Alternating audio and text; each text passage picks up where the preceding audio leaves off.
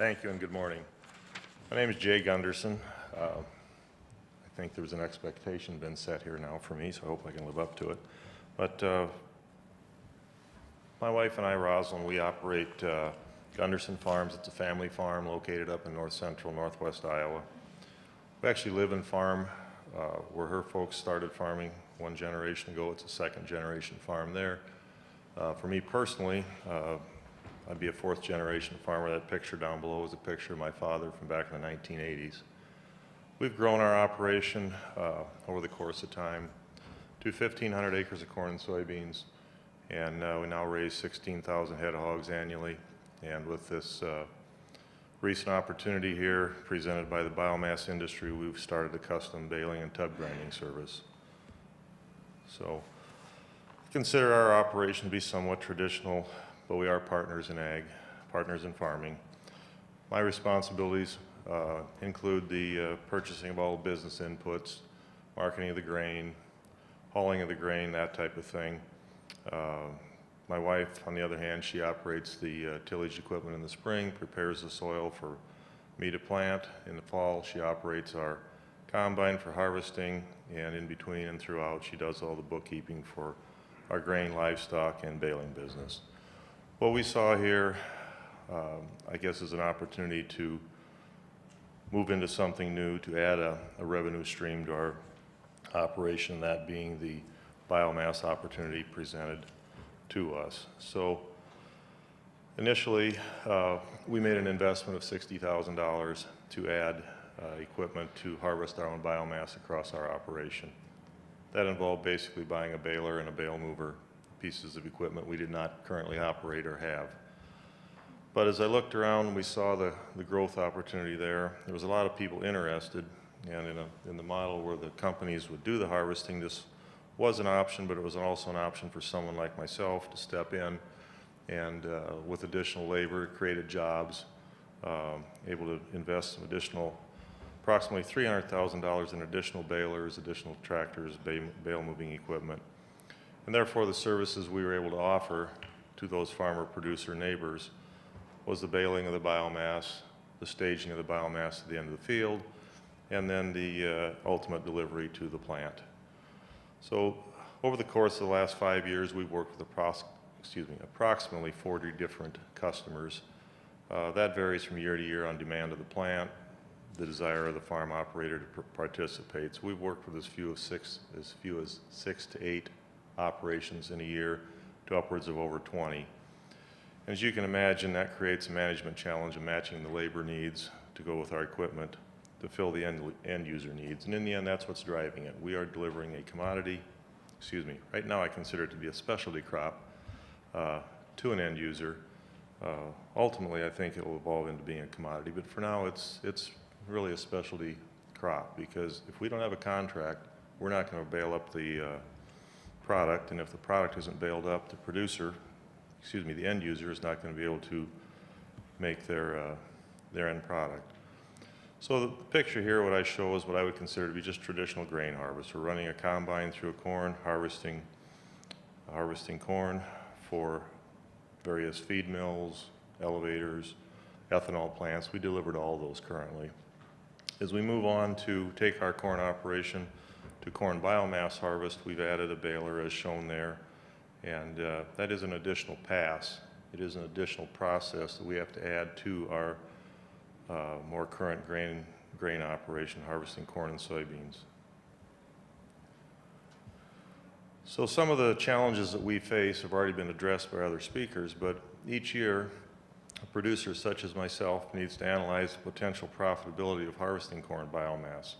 And it does include the impacts on our traditional grain operation, because there can be delays in the ability to do additional work on our farms. There can be challenges of getting the crop up due to weather, and many other things. If we do find that it does fit in our operation, then we need to reach out to an end user and get a supply contract.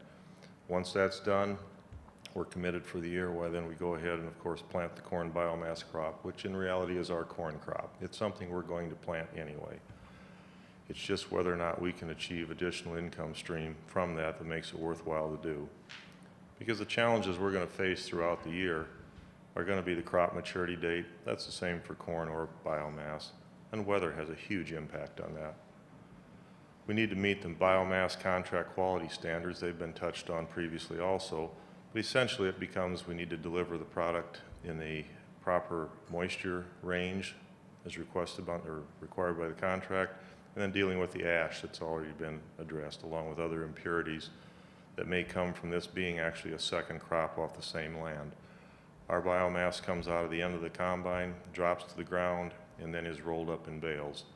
So while we do have storage limitations, that biomass, as addressed earlier, also is a perishable commodity. We can and do deliver a high quality, consistent product, as consistent as the year allows us to do, to the end of the field, waiting to be picked up and delivered to the plant.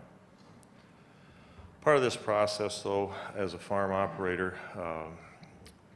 this brings us to a program, a USDA program called BeCap, which is a Biomass Crop Assistance Program. This is a program my wife and I have participated in throughout our work with the biomass product. And it is what it is. BeCap is a production level government program that aims to financially assist biomass producers as we start in what is a startup industry. There are risks out there that I don't think either end of the contract could really understand. And as we're trying something new, that program by the government was essential to helping a lot of people take that step. And if we want to grow this program, we need to have some support of that nature, because this program does not have, this product does not have the ability to be insured.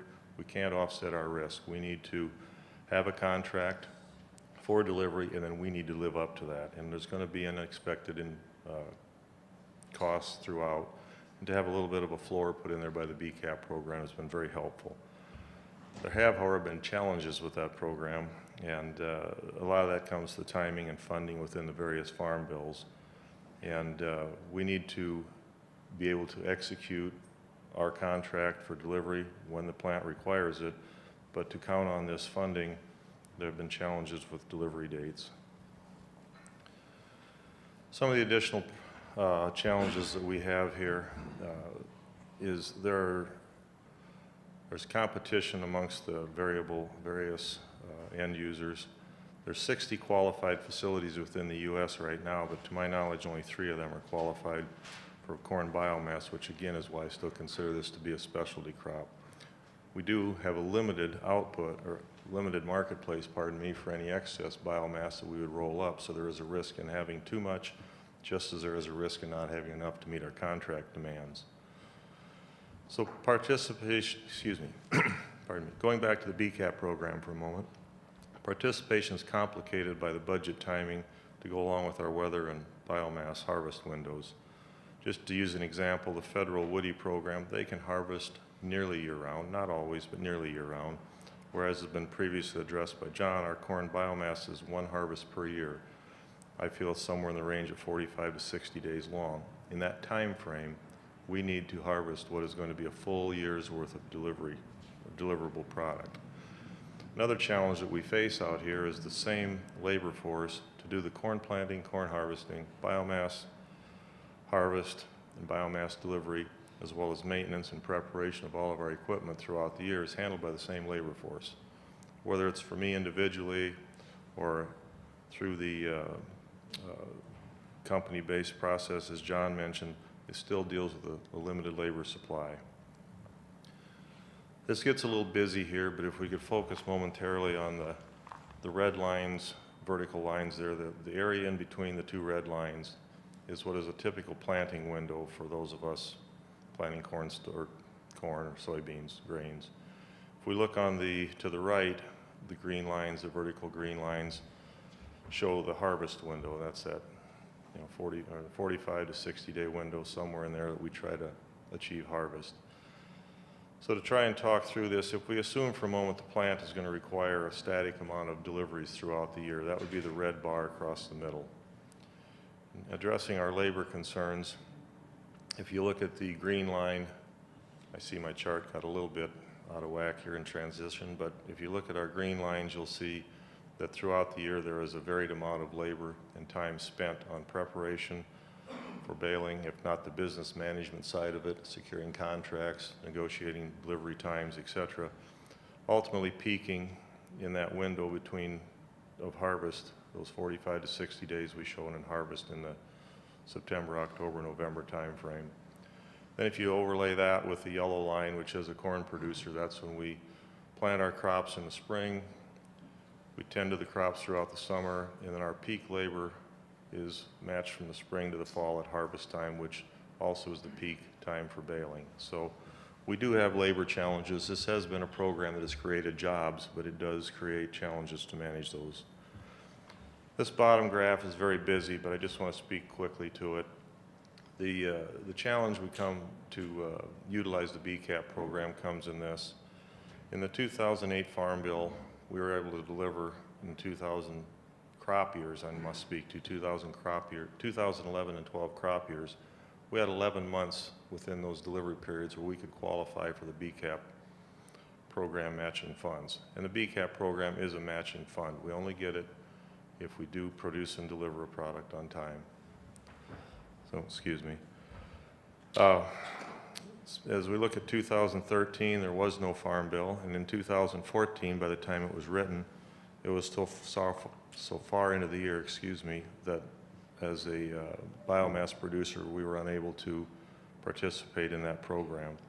When we get to 2015 and 16 under the new Farm Bill, there were still delays in the timing of getting the product, or excuse me, the contracts, et cetera, out that only enabled us to have approximately 6 months to deliver. And within that time frame, 2 of those months was in harvest. So to try and deliver a year's worth of product and still qualify for the BeCap program was extremely challenging under those circumstances. As we get to 2017, as you can see there, I think you can see, but regardless, the contracts are out in a more timely manner. We're going to be able to deliver throughout the year and still qualify for the BeCap funding. So progress has been made there. This is all going to be something that we as a farm producer, the end user, as well as the USDA and the government are going to have to continue to work together. So moving forward, the future. I guess I see the future as our youth, but not only the future of the program. Where do we go from here? I guess I have some questions to that. I hope I can answer at the end, but what can producers and end users do to make this process better? What is the full potential long-term sustainability of corn biomass? And what are the opportunities for growth, additional markets, additional uses? I think that's been addressed by some of the other speakers today. I guess in closing, I truly believe that we have a product here that we're just scratching the surface on for use. Biomass as a whole, I think, has a bright future.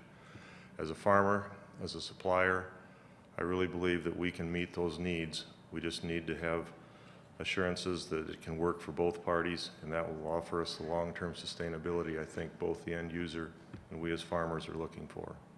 So with that, thank you very much for your time.